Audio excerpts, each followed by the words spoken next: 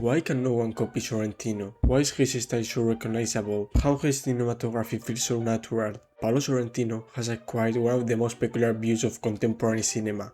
He observes life through his lens. From the great beauty to his own biography, The Hand of God, he has approached themes no one wants to talk about: death, sexuality, the meaning of life. Many critics consider Sorrentino as the new Fellini, others compare him to poetic ones such as Tarkovsky or Malick, but obviously he is different from the others. Welcome to Paolo Sorrentino universe. Let's dive into one of the most poetic filmmakers of our age.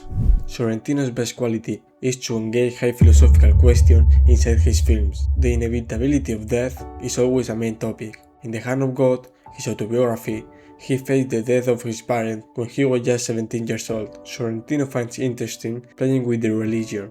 In his series The Young Pope or in films like Parthenope, he has questioned the Catholic Church, with all their saints, hierarchy and rituals. Religion is seen as something skeptical and full of contradiction. And more, existential emptiness is a big source of inspiration for Sorrentino. He discovered cinema thanks to a crisis in his early 20s, and then he reflected in his movies. His most famous film, The Great Beauty, had Jeep, the main character, dive in a deep personal search of meaning. Just in the beginning of his movies, you notice the usual phrases or philosophical statements he inserts on screen to introduce the topic.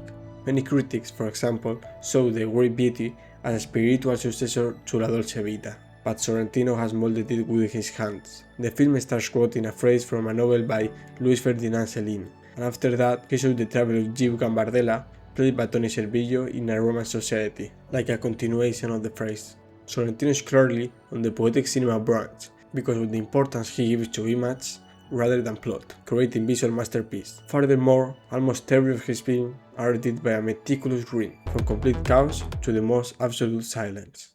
The emotional editing dives us into the next point: music. Sorrentino doesn't use music like other filmmakers. He doesn't use it for an additional value. It changes the complete meaning of what we are seeing.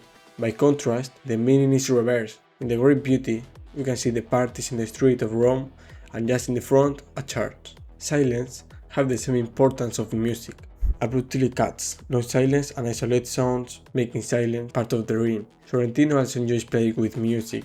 In his last film, La Grazia, he used techno and rap just as an ironic element, and it works. Like he says, everything has to be taken as a game, because everything is a game. What advice would you give to young filmmakers? To interpret this work as a game, a serious game, but it is a game, and it's important to be obsessed. Sorrentino loves focusing on blocking, especially monumental compositions with big palaces, museums, churches, the human just occupying a small part of the frame, emphasize the insignificance and loneliness of humanity. Symmetry and geometric precision also prioritize his films, not to use as something beautiful, but to express authority. In his series The Young Pope, the Pope is always centered in the middle of the frame. The same happens in his other films. Celebrities, politicians and aristocrats are often centered.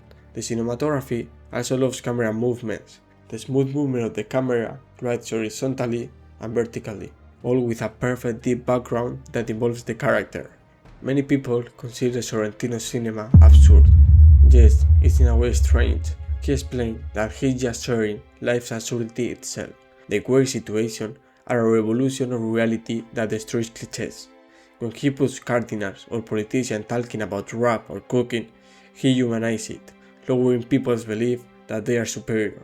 Sometimes it doesn't make any sense, and it's that moment when absurdity is used as a metaphor of life. For example, take The Great Beauty. Beauty shows death. High-class parties are an avoidance of existential reflection. Sea is a metaphor of transcendence, and architecture is the memory of all the societies. For Sorrentino, life is completely absurd, therefore film has to be too. Sorrentino has demonstrated to be one of the best filmmakers of contemporary cinema. Through his personal voice, he has reached a worldwide audience, mixing philosophy with absurdity and incredible visuals. Like and subscribe if you have liked this video. Don't forget to leave a comment with your favorite Sorrentino film: The Great Beauty, The Hand of God, Parthenope. Thanks for watching and see you in the cinema.